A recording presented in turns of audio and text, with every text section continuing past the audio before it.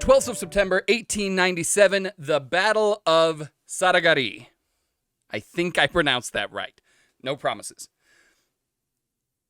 At this time, we have a very large army coming out of Afghanistan and into what was at the time British-controlled territory, modern-day Pakistan. There are a whole bunch of forts set up along this ridge. It's called the Samana Ridge. That are stationed there are British soldiers and Sikh soldiers of the 36th Sikh Regiment. Again, to be clear to everyone, Sikh is a religion. Yes. Right? So these are devotees of a specific religion. Sikhs, they have a fairly simplistic tenets. Do you have those? What does a Sikh believe? Let's just give the three main points. The broadest possible doctrine of Sikhism, insofar as I have researched, is oneness. Right? That we should strive to be one with the rest of the human race. That we should seek for unity. That we should seek for harmony. It is a oneness of mankind. One with God, one with each other, unity. So monotheistic. Monotheistic, well, that's actually apparently a very interesting point. But basically monotheistic, it came about because there was this guru, and I'm very sorry, I can't pronounce his name. I tried to write it out so that it would make sense. I can't. But there was this guru in 1469 who just kind of stepped away from everything and said, you know what? I think that the caste system sucks. Treating people badly just because of the family that they were born into or where they were born or because of something that their parents or grandparents did, that's awful. And I'm going to stop doing it. And instead, we're going to live by this very simple creed of remember God, earn an honest living, share with others. That's some rock solid doctrine right there. That's rock solid doctrine. And I like it. That was the whole idea was, you know what? No, we're all brothers and sisters. Let's just all get along. Let's bring it down to the basics. I like it. Everyone hated this. Because the whole lot of people, specifically all of the people in power, were really making a lot of money and gaining a lot of power from the caste system. So coming out and saying we should get rid of the caste system says we should get rid of your power, person in power. So, yeah, they spend the next, well, kind of forever, up until, unfortunately, up to present, being frequently persecuted for their beliefs. So, at the, I can't remember if it's the 8th or the 10th guru, there have been a lot of martyrs. And gurus are their religious leaders. Yes. There are the 10 gurus who kind of founded the religion. Several of them become martyrs, and I think it's either the 8th or the 10th comes out and says, you know what, we're done with this. Every Sikh man from now on is a warrior. We're all one, but we're also really tired of getting stabbed, shot, and generally persecuted. Well, they cultivate this culture of the warrior saint, right? Just those two words together sounds so cool. They cultivate the culture of the warrior saint, which is that when there is wrongdoing, you must be prepared to step in both from a moral standpoint and, if necessary, a physical standpoint. It is worth noting at this point that the symbols and emblems of the Sikh religion are knives and swords. And chakram. Yes, they have literally holy blades or symbolic blades that an average Sikh will wear on their person at pretty much all times, which is, again, Kind of fun. So, the Sikhs spend most of their history being heavily persecuted. I'm not doing a good job keeping the lightning in this lightning round. No. They spend most of their history being heavily persecuted. Finally, they managed to establish a kingdom, and you could even call it an empire. It's often called an empire. And they start fighting amongst themselves, and it falls apart, and the British swoop in and take everything, as the British are known to do. As the British do. Yeah. So the British have now taken over all of India and Pakistan, right? Your British Hindustan or whatever. Yes. The Sikhs, the Gurkhas, all of these other people are now in service to the British in the hopes that they will be able to once again assert autonomy and get their kingdoms back. And besides, the Sikhs have this idea of you've got to be a warrior. And the British are the ones in charge. They're looking for warriors. Here we are. Win-win. Let's do this. In fact, it is right in their national anthem. Hang on, I've got this. The Sikhs' national anthem? The Sikh national anthem. Okay. It's like the first or second couplet of it is, when it comes time to breathe my last, may I die fighting in battle. Okay. That there's no like, if the situation calls for it, it's like, no, I really want to die fighting in battle. So No conditionals. remember God, earn an honest living, share with others, be ready to throw down at all times. Exactly. Okay. Exactly. So, the British have taken over all this stuff. They've built a series of forts along this ridge, the Samana Ridge. An army of 25,000 Afghan tribesmen come invading the area and actually drive off the major British army in the area. It's a little more complicated than that, but basically they've overrun this whole position. But these forts are still there, and they're falling rapidly. There are two major forts left: Fort Lockhart and Fort Gulistan, or Gulistan, depending on who you talk to. And they're trying to just stay above water until reinforcements can come. And they've been heavily besieged, but they're kind of doing this thing because they have this heliograph, this mirror messaging system where they can blink out Morse code using sunshine. Cool. Back and forth between the forts, and are able to coordinate these strikes to kind of keep the enemy guessing. The British were way clever. The British were very clever. They were often racist, horrible, and imperialist, but Who wasn't? they were very good at the that whole time. killing people thing. So, they've managed to stay one step ahead of these guys for a while. But now everything's getting overrun. In between Lockhart and Gulistan is a tiny little fort on this like Pride Rock looking promontory that's called Fort Saragahri. And there are 21 Sikhs stationed there, led by Havildar Ishar Singh. All Sikhs take the surname Singh, so Oh, really? Okay, Yeah. so if you run into somebody named Singh yeah, they are likely either Sikh or have Sikh or ancestors. descended from Sikhs. Okay. Yeah. So Ishar is the leader of this. He's the Havildar or sergeant of this group. The function of this fort is to pass messages back and forth between these two because they don't have line of sight. So they can take messages from Lockhart, pass it to Gulistan. So they're the connection. They're the connection that's letting these two forts stay alive. Okay. The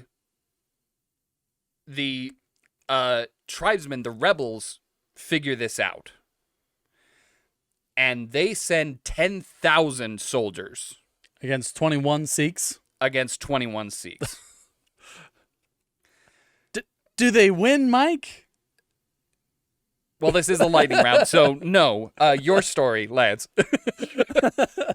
Okay, so what happens is they do not win.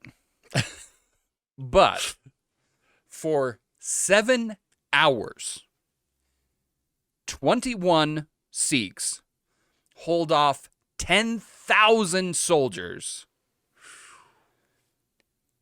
in a fort whose walls are only 9 feet tall.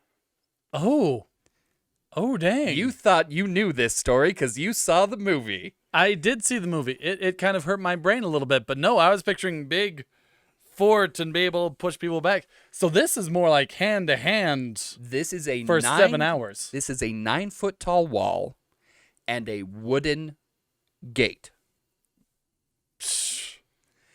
Not only that, in the very first assault, the Afghans send in sappers that are able to find a blind spot in the wall and start digging underneath.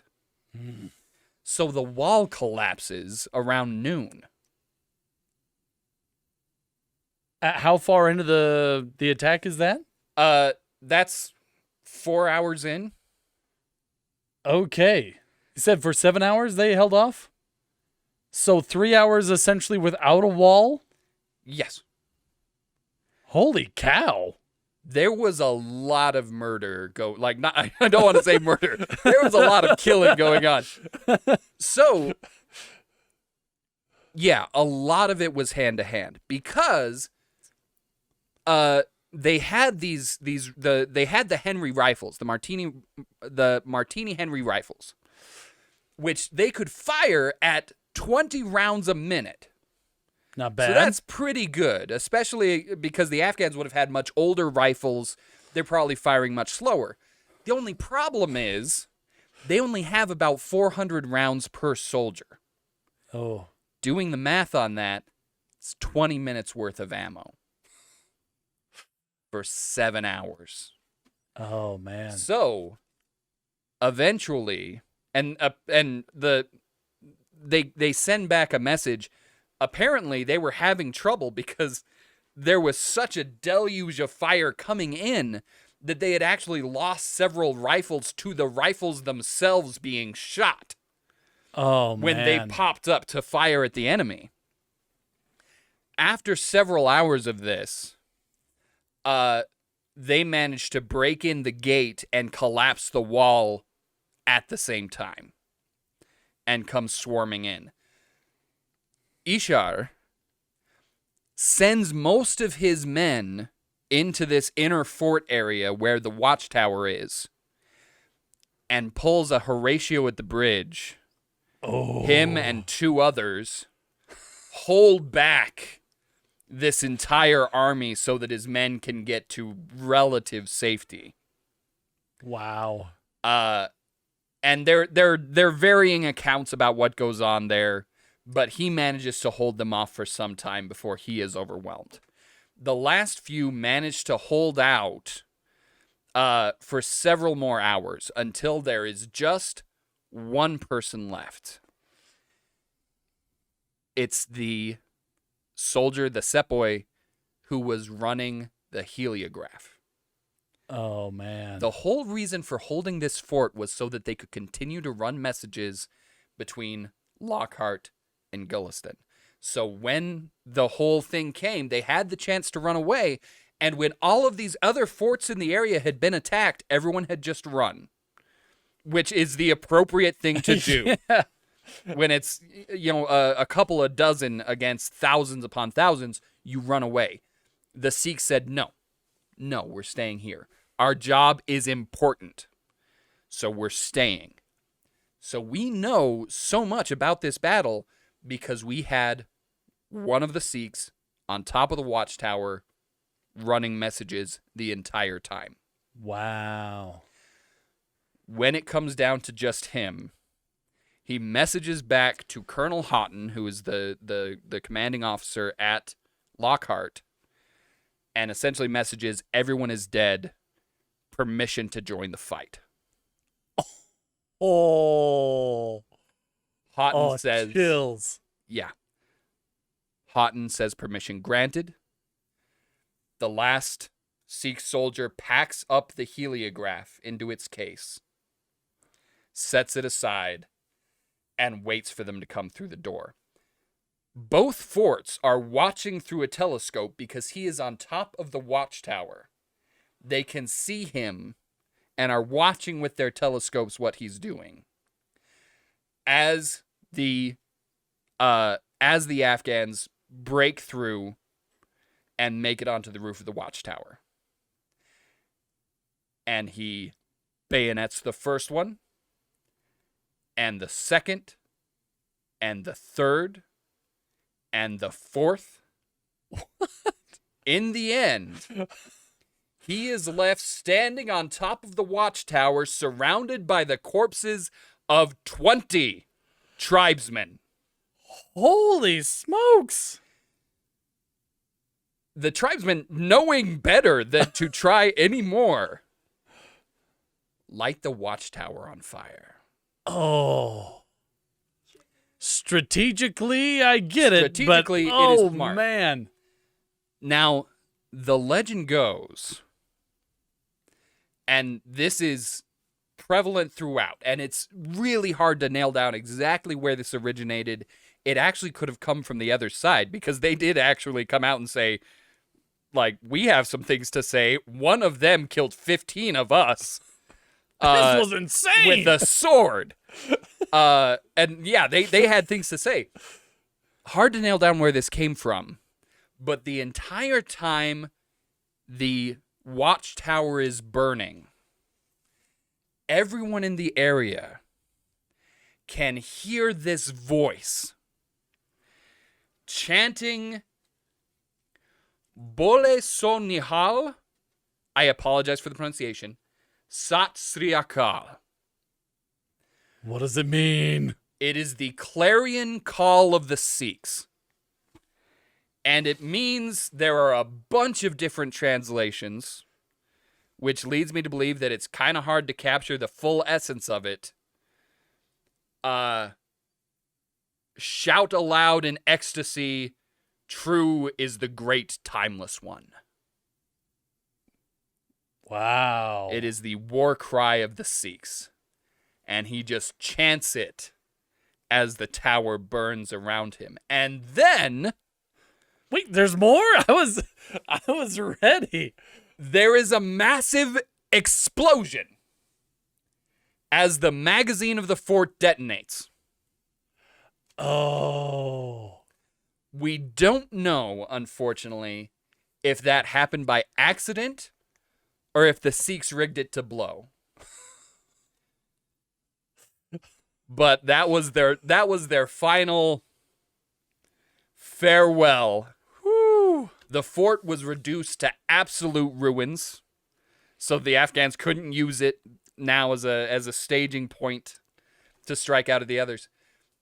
This is, I believe, still to this day, the only battle in British history where every participant was awarded the highest possible military honor. Nice. In this case, it has a different name because it's in India. But it's the equivalent of the Victoria Cross for all 21. Well, yeah. Yeah. Man, that makes the Alamo pale in comparison. Makes the Alamo look like nothing. Wow. So, these 21 become venerated as martyrs of the Sikh cause because Britain, remember, was kind of, the Sikhs' whole mission at this point is to prove to the British that they can handle their own nation, that they deserve to be their own nation. We are worthy of self-rule. We are worthy of self-rule, and this because of the heliograph and because of telegrams, this makes it to London by the next morning. Oh, man. What a story. Yeah. Hits the papers the next morning, and it is worldwide news. So there are shrines, there are churches, gurdwaras, built to these 21, both in India and in England. Wow. For Sikhs living in England to be able to go and venerate these martyrs of the cause. The 21. Nice. The 21 warrior saints of Saragahri. Saragahri. Awesome.